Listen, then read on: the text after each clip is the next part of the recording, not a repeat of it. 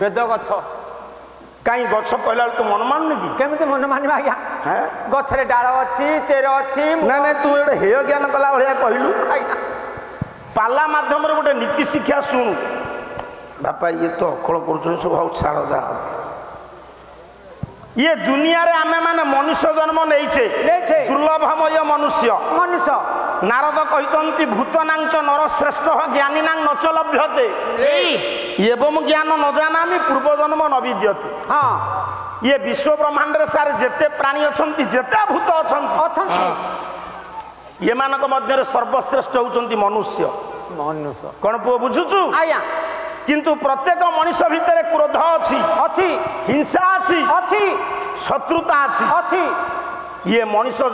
ଚିନ୍ତା କରିବା ଦରକାର ଗଛ ଭିତରେ କେତେ ଗୁଣ ଅଛି। ଗଛ କହିଲା ତୁ ହେ ଜ୍ଞାନ କଲୁ। ସାଧାରଣ ଗଛ ତାର କଣ ଅଛି? ପଞ୍ଚମ ଶ୍ରେଣୀ ପର୍ଯ୍ୟନ୍ତ ପାଠ ପଢିଥିବା କବି ଗଙ୍ଗାଧର ମେହେର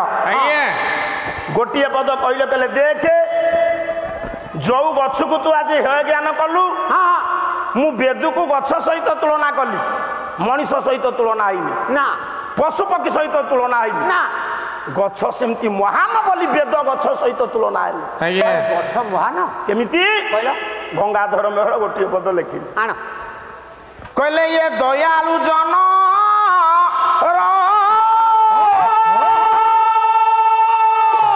ଦୟା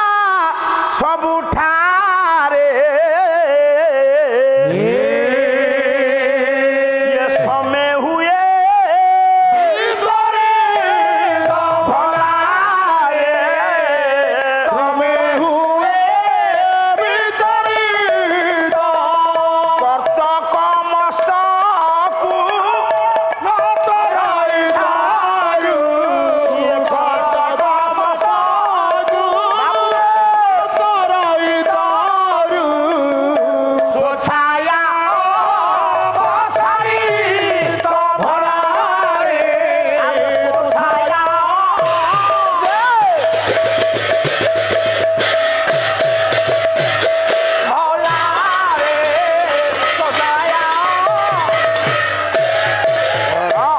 ଯେତିକି ଆପଣ ମାନେ ବସିଛନ୍ତି ଆହ୍ଲାଦ ଦାନକାରୀ ଶ୍ରୋତା, ଜଣେ ଜଣେ ପାଲାର ସମୀକ୍ଷକ ଆପଣ। ମୁଁ ଯଦି ଗାୟକ ହିସାବରେ ଆପଣଙ୍କୁ ପଦେ କହିବେ ଆପଣ ବରଦାସ୍ତ କରିପାରିବେ? ନା। ଆପଣ ଯଦି ମତେ କହିବେ ମୁଁ ସହିପାରିବି? ନା, ଆମେ ପଳେଇବୁ। ଇଏ ଗଛ ଗୋଟିଏ ଏତେ ମହାନ, ତାର ପରମ ଶତ୍ରୁ କରତିଆଳି କି କୁଠାର ଧରିକି ଯିଏ ଆଣୁଛି ଗଛକୁ, 75 ଭାଗେ ଗଛ ହାଣି ସାରିଲାଣି, ଆଉ 75 ଭାଗେ କାଟିଦେଲେ ଗଛ ଧରାଶାୟୀ ହବ। ପରମ ଶତ୍ରୁ କିଏ? କରତିଆଳି, କର୍ତ୍ତନକାରୀ। ଆରେ ଯୋଉ ଗଛ ତତେ ସେ ମାରିବାକୁ ଆସିଛି, ହାଣିବାକୁ ଆସିଛି, ତୁ ତାପରେ ଛାଇ ପ୍ରଦାନ କରିଛୁ। ଆପଣ ଥରେ ଶତ୍ରୁ ସହିତ ମିତ୍ରତା ସ୍ଥାପନ କରନ୍ତୁ, ସେଇ ଶତ୍ରୁ ଅନୁତାପ କରିବ। ବା ଗଛକୁ କାଟୁଛି କରତିଆଳି, ସେ ପଣ୍ଡିତ ତାପରେ ଛାୟା ପ୍ରଦାନ କରିଛି, ହଉଛି ଦୟାଳୁ ଗୁଣ। ଦୟାଳୁ ଗୁଣ ମଣିଷ ଭିତରେ କେମିତି ଆସିବ ସାର୍ କହିଲ? ବାବୁ ଯଦି ମଣିଷ ସତ୍ୟବାଦୀ ହେଲା ତାହେଲେ ଶାନ୍ତିରେ ଦିନ କାଟିବ। ଆଉ ମୁଁ ତ ଶାନ୍ତିରେ ନାହିଁ, କାହାକୁ ଦୟା କରିବି? ସତ୍ୟବାଦୀ ଲୋକ ଶାନ୍ତିରେ ଦିନ କାଟେ। ଯିଏ ସତ ଉପାୟରେ ଧନ ରୋଜଗାର କରେ ସେମାନେ ପଣ୍ଡିତ ଶାନ୍ତିରେ କାଳ କାଟନ୍ତି। ଶାନ୍ତିରେ ରହିଥିବା ଲୋକ ଭିତରେ ଅନ୍ୟ ପ୍ରତି ଦୟା ଆସିବ। ଆଉ ଦୟାଳୁ ଯେତେବେଳେ ସେ ଆପଣା ଛାଏ ଦୋଷ କରୁଥିଲେ ତୁ ବି ତତେ ସେ କ୍ଷମା କରିବାକୁ ପଛେଇବନି। କଣ ବୁଝୁଛୁ? ବୁଝିଲି। ଆଉ ସାଡ଼କୁ ଯାଉନାହିଁ ନା, ମୁଁ ବାରମ୍ବାର ପ୍ରତ୍ୟେକ ଅନୁଷ୍ଠାନରେ ଏ କଥା କହିଛି। ପିଲାମାନେ ସବୁ ମନେ ରଖ। ଶିବ କେତେବେଳେ ବିଷ ପାନ କରିଥିଲେ ସମୁଦ୍ର ମନ୍ଥନ ହେଇଥିଲା, ତାକୁ ଆମେ କେହି ଦେଖିନେ, ପୁରାଣରେ ପଢିଛେ। ଆପଣଙ୍କ ଆଖି ଆଖିରେ ଲକ୍ଷ ଲକ୍ଷ ଲୋକ ଛାଡୁଥିବା ବିଷ ଅଙ୍ଗାର କାମକୁ ଗ୍ରହଣ କରି ଗଛ ମଣିଷକୁ ଦଉଛି ଅମୃତ ଅମ୍ଳଜାନ। ଆମ ପାଇଁ ଅମୃତ କି ଅମ୍ଳଜାନ? ଅମ୍ଳଜାନ ନଥିଲେ ଆମେ ବଞ୍ଚି ପାରିବାନି ନା। ବିଷ ଅଙ୍ଗାର କାମ୍ଳ ତାକୁ ଗଛ ଗ୍ରହଣ କରି ଆମକୁ ଦଉଛି ଅମ୍ଳଜାନ, ଅମୃତ।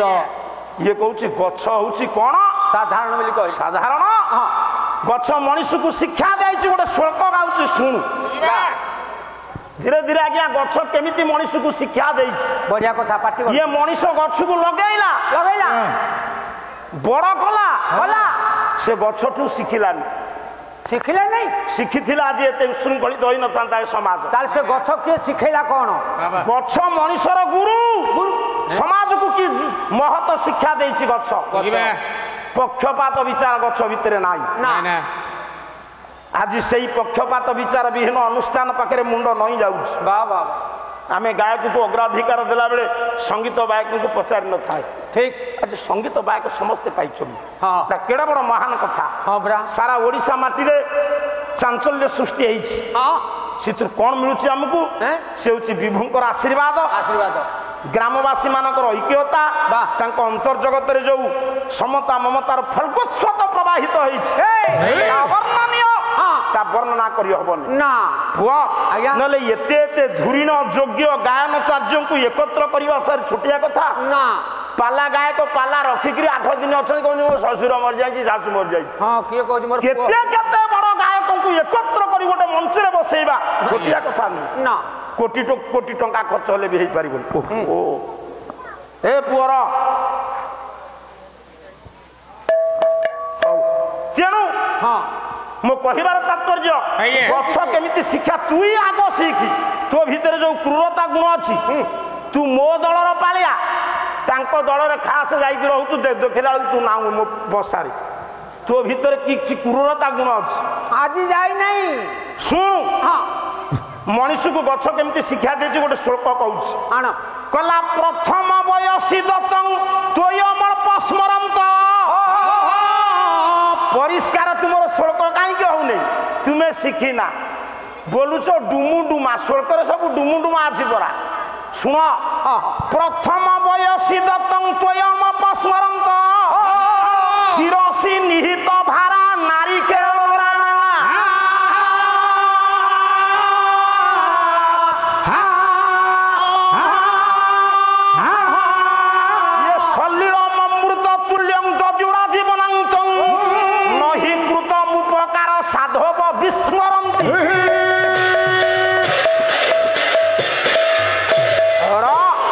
ଯେତିକି ଆପଣ ମାନେ ଜ୍ଞାନେନ୍ଦ୍ର ପୁଙ୍ଗବ ଉପନୀତ ଆମେ ମାନେ ଗୋଟିଏ ନଡ଼ିଆ ଗଛ ଲଗାଉଛେ କିଛି ଫଳ ପାଇବା ଆଶାରେ ଗଛଟା ଲଗେଇଲା ମାନେ ପାଣି ଦେବାକୁ ପଡିବ ଗଛ ବଡ ହେଇଗଲା ପରେ ପାଣି ନଦେଲେ ଚଳିବ କିନ୍ତୁ ଦବା ଉଚିତ ସେ ନଡ଼ିଆ ଗଛ କେଡେ ମହାନ କହିଲା କିରେ ମୋ ମାଲିକ ମୋ ମୂଳରେ ପିଲାଦିନୁ ପାଣି ଦେଇକି ମତେ ବଡ କରିଛି ମୁଁ ଋଣୀ ହେବି ଆପଣ ତା ମୂଳରେ କି ପାଣି ଦେଇଥିଲେ ହାତ ଧୁଆ ପାଣି ଅପରିଷ୍କାର ପାଣି ଦେଇଥିଲେ ଚାଉଳ ଧୁଆ ପାଣି ଏଡେ ମହାନ ନଡ଼ିଆ ଗଛ ବିଚାର କଲା ମୋ ମାଲିକ ମୋ ମୂଳରେ ପାଣି ଦେଇ ମତେ ବଡ କରିଛି ମୁଁ ତାରି ଦୟାରେ ବଞ୍ଚିଲି ମୁଁ ଋଣୀ ହେବି କଣ କଲା ସଲିଳ ଅମୃତ ତୁଲ୍ୟ ଓଡ଼ିଆରେ କହ ଅମୃତ ତୁଲ୍ୟ ପାଣି ଭରା ହେଇଥିବା ପେଣ୍ଡା ପେଣ୍ଡା ନଡ଼ିଆ ପଇଡ଼ ସେ ତତେ ଦେଲା ନା ଶିରସି ନିହିତ ଭାରା ମୁଣ୍ଡରେ ମୁଣ୍ଡେଇଛି ଭାରା ଭାରା ଯୋଉ ପଇନିର ଦଳ ଯୋଉ ନଡ଼ିଆ ଆଜି ଯଦୁପୁର ଗ୍ରାମରେ ପାଲା ମହୋତ୍ସବରେ ଲାଗିଲା ଯୋଉ ନଡ଼ିଆ ଜଗା ଯୋଉ ପନିର ଜଳ ଜଗା ପିଇବ ରୋଗୀ ପିଇବେ ଭୋଗୀ ପିଇବେ ପାଲାବାଲା ପିଇବେ ସେ ନଡ଼ିଆ ଗଛ ସାରା ଜୀବନ ପାଣି ଦେଲା ଉପକାର କରିଛି ନଡ଼ିଆ ଗଛର କୋଉ ଅଂଶ ମଣିଷ କାର୍ଯ୍ୟରେ ନ ଲାଗେ କୁହନ୍ତୁ ସବୁ ଲାଗିବ ହାତୀ ହାଡ଼ ଯେତିକି ଟଙ୍କା ମଣିଷ ହାଡ଼ ସେତିକି ନା ଛେଳି ମାଂସ କିଲୋ କେତେ ମଣିଷ ମାଂସ କେହି ନେବେନି ଆଉ ସବୁଠାରୁ ମଣିଷ ମରିଗଲା ପରେ ଭାରି ଦୁର୍ଗନ୍ଧ ହୁଏ ସାଡ଼କୁ ଯିବା ନାଇଁ ନା ତୋ ବାରିଆଡେ ନଡ଼ିଆ ଗଛ ପ୍ରତି ଉପକାର କରୁଛି ତୋ ଜୀବନ କାଳ ଭିତରେ ତୁ ଏମିତି ଗୋଟେ କଦର୍ଯ୍ୟ ଲୋକ ପାଳିଆ ହେଲେ କଣ ହବ ଯିଏ ତୋର ସାହାଯ୍ୟ କରୁଛୁ ତୁ ତାର ଅପକାର କରିଛୁ ତମେ ଜାଣିଛ ଉପକାରୀର ପ୍ରତି ଉପକାର ତୁ ଶିଖିଲୁ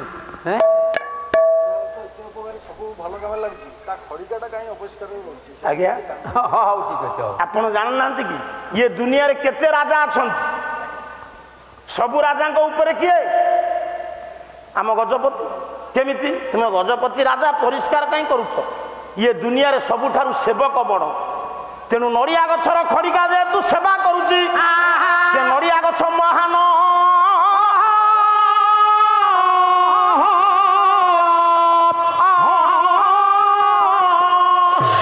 କାହିଁକି କରୁଛି ଗୋଟେ କୌଣସି ଗୋଟେ ଗପ ଉକ୍ତି ତା ଦେହରେ ଦେଲେ କଣ ହବ ଆମର ଆପଣ ମାନେ ବିଚାର କରନ୍ତୁ ଇଏ ଦୁନିଆରେ ଯିଏ ସେବକ ସେବା କରୁଛି ସେ ମହାନ ଇଏ ଦୁନିଆରେ କୃଷକ ମହାନ ଆପଣ ନେତା ହୁଅନ୍ତୁ ମନ୍ତ୍ରୀ ହୁଅନ୍ତୁ ଶିକ୍ଷକ ହୁଅନ୍ତୁ ଗାୟକ ହୁଅନ୍ତୁ ଅଧ୍ୟାପକ ହୁଅନ୍ତୁ ଦରମା ଟଙ୍କା ଖାଇବେ ନା ତାଳୁ ଝାଳ ତଳେ ପାରା ମାରି ମାଟିରେ ମିଶିକି ଯୋଉ ଉପାର୍ଜନ କରିଛି ଆପଣ ଅନ୍ନ ଖାଇବେ ନା କୃଷକ ନା ଏମାନେ ଯେ ସବୁ ଆସିଥିଲେ ଯୋଉ ଯୋଗ୍ୟ ବ୍ୟକ୍ତିତ୍ୱ ମାନେ ତାଙ୍କ ଗାଡ଼ି ଭଡ଼ା ଆପଣ ଦେଇଛନ୍ତି ସବୁ କରୁଛନ୍ତି ଖାଇବାକୁ ଦେଇନଥାନ୍ତେ କହିଥାନ୍ତେ ଟଙ୍କା ନେଇ ଯା ସେ ଟଙ୍କା ଖାଇଥାନ୍ତେ ନା ଇଏ ଦୁନିଆରେ ସେବା ମନୋବୃତ୍ତି ଯାହାର ସେ ହଉଛି ମହା ଇଏ ନଡ଼ିଆ ଗଛ ପଣ୍ଡିତେ ତାର କଣ ସେବା ନ କରେ ସବୁ କାମରେ ଲାଗୁଛି ସବୁତକ ତାର ସେବାରେ ଲାଗେ ତା ସଡ଼େଇ ପୁଣି ଏମିତି ଯେ ସେ ଫୋଡ଼ା ହେଲେ ଯାଇ ଠାକୁରଙ୍କ ଇଏରେ ଲାଗିବ ଡଙ୍କା ହଉଛି ନା ଆଉ ତେଣୁ ଗଜପତି ଯେହେତୁ ଖଡ଼ିକା ଧରି ସଫା କରନ୍ତି ସେ ସର୍ବଶ୍ରେଷ୍ଠ କଣ ବୁଝୁ ବାପୁ ମୁଁ ବୁଝି ଯାଉଛି ଆଜ୍ଞା ତେଣୁ ଏଇ ତାର ନ୍ୟାୟ ଆଉ ଆମେ ଗୋଟେ ପାଲାବାଲା କଣ ଗୋଟେ ପୂର୍ବଜନ୍ମରେ କରିଥିଲା ତା ଗପ ଗୋଟେ କହିବା ସେ ହଉଛି ଏକ ପ୍ରହେଳିକା କଥା ମୁଁ ସାଧୁବାଦ ଆପଣଙ୍କୁ ଜଣାଉଛି ହେ ମୋର ଜ୍ଞାନୀନ୍ଦ୍ର ପୁଙ୍ଗବ ଇଏ ହେଇଠି ଗୋଟେ କଥା ପଚାରିଲେ ଆପଣଙ୍କୁ ଭଲ ଲାଗିଲା ଆଉ ଥରେ ଥରେ ଆମେ ଥିବୁ ରାଉରକେଲାରେ ଆପଣ ପଚାରିବେ ପୁରୀ କଥା ସେଗୁଡା ଭଲ ଲାଗେନି ଖୁସି ଲାଗିଲା ଆଜ୍ଞା ତାହେଲେ ଗଛ ହେଲେ ବେଦ ବେଦ ଗଛ ଭିତରେ ମହାନ ଗୁଣ ଅଛି ବୋଲି ବେଦଙ୍କୁ ଗଛ ସହିତ ତୁଳନା କରାଗଲା ଆଚ୍ଛା ଗଛର ମୂଳ ଅଛି ବେଦ ଯଦି ହେବେ ଗଛ ତାଙ୍କ ମୂଳ କି ମୂଳ ଦେଖା ତାଙ୍କ ଡାଳ କିଏ ଶାଖା ପ୍ରଶାଖା ପତ୍ର କିଏ ଫୁଲ କିଏ ଗନ୍ଧ କିଏ ଫଳ କିଏ ଏଇତକ ତ ହେଇଗଲା ଗଲା ସାର୍ ଏଇତକ ମୁଁ କାହିଁକି ଆଜି ବୋଲି ପୂର୍ଣ୍ଣାହୁତିରେ ଆଜି ଆପଣମାନେ ସମସ୍ତେ ଭକ୍ତି ବିହଳିତ ହୋଇଛନ୍ତି ଇଏ ଯଜ୍ଞ କର୍ମ ସରିଛି ଆଜି ସେଇ ଯଜ୍ଞ ଭିତ୍ତିକ ଶ୍ଲୋକଟେ ବୋଲୁଛି ଇଏ ବେଦ ଗଛର ମୂଳ କିଏ ନା ଓମକାର ପ୍ରଭୁ ମୂଳ ବେଦର ମୂଳ ହଉଛି ଓମ୍ କେମିତି ନା ଗୋଟେ ଶ୍ଲୋକ ବୋଲୁଛି ଆଜ୍ଞା ରଘୁବଂଶ ମହାକାବ୍ୟରୁ କବି ହେଲେ କାଳିଦାସ କହିଲାରେ ବୈବସ୍ୱତ ମନୁର୍ ନାମ ମନୀଷୀ ଛନ୍ଦ ସାମିବ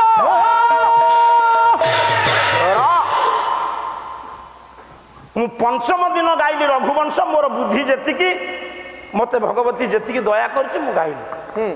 ଅଥ ପ୍ରଜାନାଂ ମଧିପ ପ୍ରଭାତ ପାଖରେ ଛାଡ଼ିଲି ତୁମେ ସାତ ରାତି ପାଲା ଗାଇବାକୁ ଆସିଛ ତାଥିରୁ ଗୋଟେ ଶ୍ଲୋକ ବୋଲିଲନି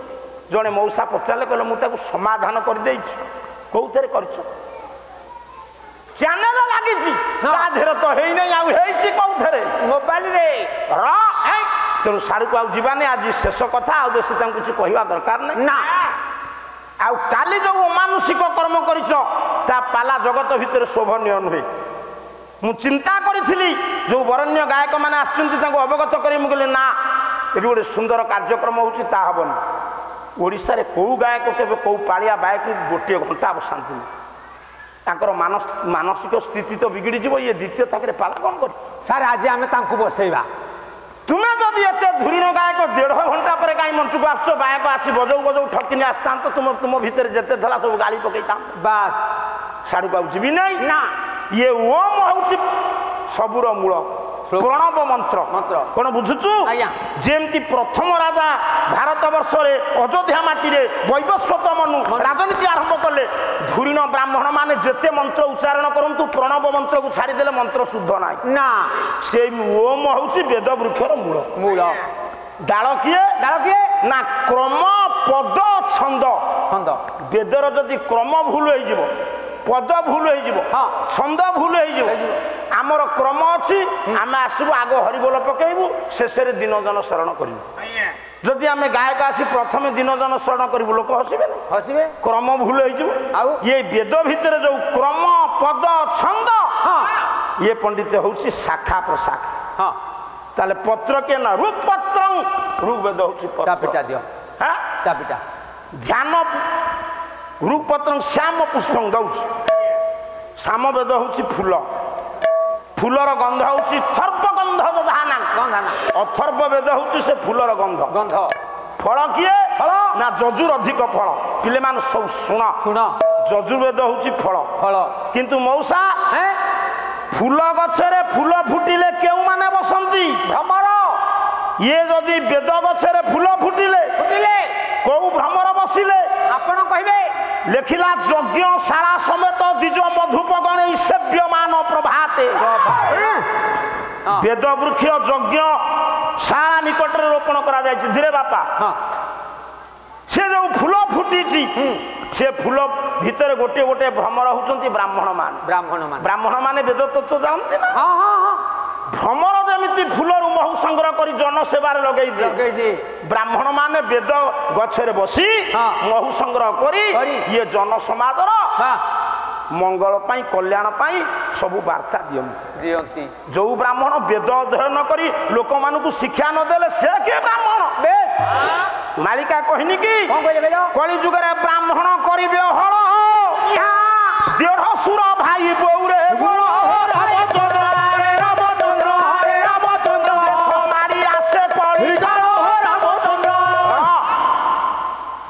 ବ୍ରାହ୍ମଣ ମାନେ ହଳ କରିବେ କେମିତି ନା ଟ୍ରାକ୍ଟର ଡ୍ରାଇଭର ବ୍ରାହ୍ମଣ ହେଲେ ହଳ କଲେ ଏଥିରେ କହିବାର କ'ଣ ଅଛି ଦେଢ଼ଶୁର ଭାଇ ବୋଉ ଭିତରେ ମାନ୍ୟତା ରହିବନି ନା ସାଡ଼କୁ ଆମେ ଯିବା ନାହିଁ ନା ସେଇ ଯୋଉ ବେଦ ବୃକ୍ଷ ବାବୁ ଆଜ୍ଞା ସେଇ ବେଦ ବୃକ୍ଷ ଭିତରେ ମୂଳ ହଉଛି କି ସେ ନା ଓମ୍ ସେ ହେଲେ ଅ ଉ ମ ଜଗନ୍ନାଥ ବଳଭଦ୍ର ସୁଭଦ୍ରା ବ୍ରହ୍ମା ବିଷ୍ଣୁ ମହେଶ୍ୱର ଏ ଯୋଉ ବ୍ରହ୍ମା ବିଷ୍ଣୁ ମହେଶ୍ୱର ଏମାନଙ୍କର ସୃଷ୍ଟି କୋଉଠୁ ତାଙ୍କ ବାପାଙ୍କ ଠାରୁ ମାତ୍ର 2ଟି ଶ୍ଲୋକ ଗାଇବେ ଆଗେଇ ଯିବେ ଆପଣମାନେ ଯେତିକି ବସିଛନ୍ତି ମୁଁ ଆପଣଙ୍କ ପାଇଁ ଯୋଗ୍ୟତା ଅଯୋଗ୍ୟତା ଜାଣେ ନା ଇଏ ବ୍ରହ୍ମା ବିଷ୍ଣୁ ମହେଶ୍ୱର ସୃଷ୍ଟି କୋଉଠୁ ବାବୁ କୁମାର ସମ୍ଭବ ମହାକାବ୍ୟ କବି ହେଲେ କାଳିଦାସ କହିଲା ନମସ୍ତ୍ରୀ ମୃତ ତୁଭ୍ୟଂ ସୃଷ୍ଟି କେବଳ ଆତ୍ମନେ ତ୍ରୟ ବିଭାଗାୟ ପଶ୍ଚାତ ଭେଦଂ ପେୟୁଷେ ପ୍ରାକ ସୃଷ୍ଟିର ପୂର୍ବରୁ ଥିଲା ଅରୂପ ବ୍ରହ୍ମ ବିଦ୍ୟମାନ ଶୂନ୍ୟ ମୁଁ କହିଛି 1600 ଖ୍ରୀଷ୍ଟାବ୍ଦରେ ଜୈନ ମାନେ ଆରମ୍ଭ କଲେ ମୂର୍ତ୍ତି ପୂଜା ଆମର ମୂର୍ତ୍ତି ପୂଜା ନାହିଁ ନା ଆମର ଦରକାର ଭକ୍ତି ଭାବ ପ୍ରେମ ବିଶ୍ୱାସ ଯୋଉ ଠାକୁରଙ୍କ ପାଖରେ ଆମର ଭକ୍ତି ନାହିଁ ଭାବ ନାହିଁ ପ୍ରେମ ନାହିଁ ବିଶ୍ୱାସ ନାହିଁ କୋଟିଏ ଟଙ୍କାର ଭୋଗ ଲଗେଇଲେ ସେ ଶୁଣିଛି ନା ଶୁଣି ନାହିଁ ଏଠି ଯେତିକି ଆପଣ ମାନେ ବସିଛନ୍ତି କହିଲା ସୃଷ୍ଟି ପୂର୍ବରୁ ଗୋଟିଏ ଅରୂପ ବ୍ରହ୍ମ ବିଦ୍ୟମାନ ଥିଲେ 3ଟି ଗୁଣ ସୃଷ୍ଟି ହେଲା ସତ ରଜ ତମ ଜନ୍ମ ନେଲେ ବ୍ରହ୍ମା ବିଷ୍ଣୁ ମହେଶ୍ୱର ତାହେଲେ ଏ ବ୍ରହ୍ମା ବିଷ୍ଣୁ ମହେଶ୍ୱର କାଠୁ ସୃଷ୍ଟି ହେଲେ ଆଉ ଗୋଟେ ଶ୍ଲୋକ ଗାଉଛି ଲେଖିଲେ କାଳିଦାସ କହିଲା ଜଗଜ୍ଜନୀ ରଜଳିତ ଜଗତନ୍ତ ନିରନ୍ତକ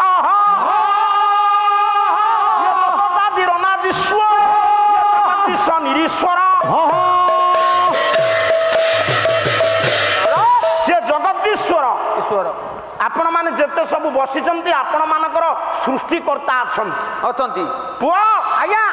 ଆମେ ମାନେ ସମସ୍ତେ ବାପାଙ୍କ ଔରସରୁ ମାଙ୍କ ଗର୍ଭରୁ ଜନ୍ମ ପିତା ମାତାଙ୍କର ଅବଦୈମିତ୍ୟ ଯୌନ ସହ ସମ୍ବନ୍ଧ ଫଳରେ ଶରୀର ସୃଷ୍ଟି ହେଇଛି କିନ୍ତୁ ଏ ଜଗତକୁ ସୃଷ୍ଟି କରିଛି ସିଏ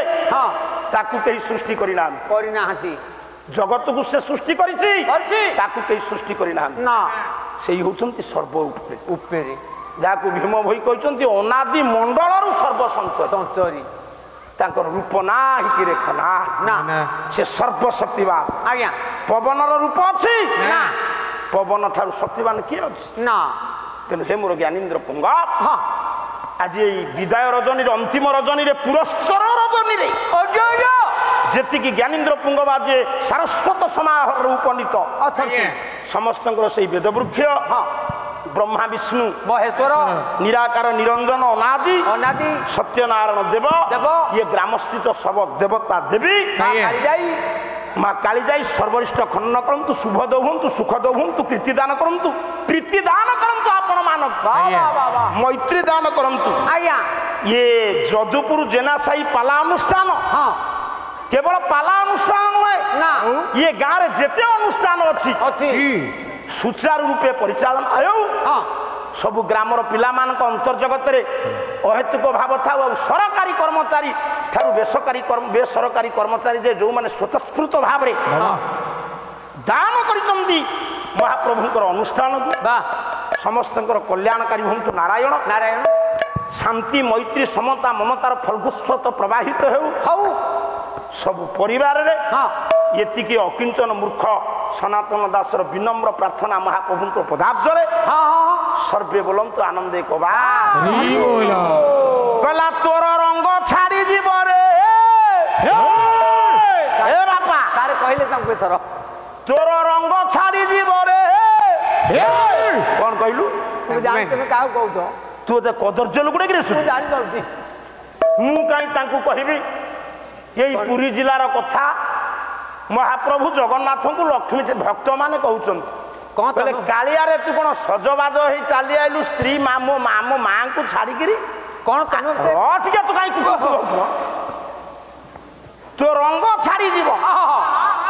ଭକ୍ତମାନେ କାହାକୁ କହୁଛନ୍ତି ଭଗବାନ ଜଗନ୍ନାଥଙ୍କୁ କହୁଛନ୍ତି କହିଲା ତୋର ରଙ୍ଗ ଛାଡ଼ିଯିବ ରେ ଆସିଛୁ କାଳିଆ ବୁଲି ତୋର ରଙ୍ଗ ଛାଡ଼ିଯିବ ରେ ଆସିଛୁ କାଳିଆ ବୁଲି ତୋର ରଙ୍ଗ ଛାଡ଼ିଯିବ ରେ ଲକ୍ଷ୍ମୀ ରସ ହୋଇ ରସ ଘରେ ଲକ୍ଷ୍ମୀ ରସ ହୋଇ ରସ ଘରେ ଯାଇ ଭାଙ୍ଗି ତ ଦେଲେଣି ଚୁଲି ତୋର ରଙ୍ଗ ଛାଡ଼ିଯିବ ରେ ଆସିଛୁ କାଳିଆ ବୁଲି ତୋର ଏଇ ପଣ୍ଡା ରନ୍ଧା ଭାତ ତୋ ମନ ବୁଝେ ନା କେମିତି ବୁଝିବ ମନ ପଣ୍ଡା ରନ୍ଧା ଭାତ ତୋ ମନ ବୁଝେ ନା କେମିତି ବୁଝିବ ମନ 9 ଦିନ ହେଲା ଟମାଟୋ କାନ୍ଦି ସରୁ ନାହିଁ ଦିନ ତୋର ରଙ୍ଗ ଛାଡ଼ିଯିବ ରେ ଆଇରେ କାଳିଆ ବୁଲି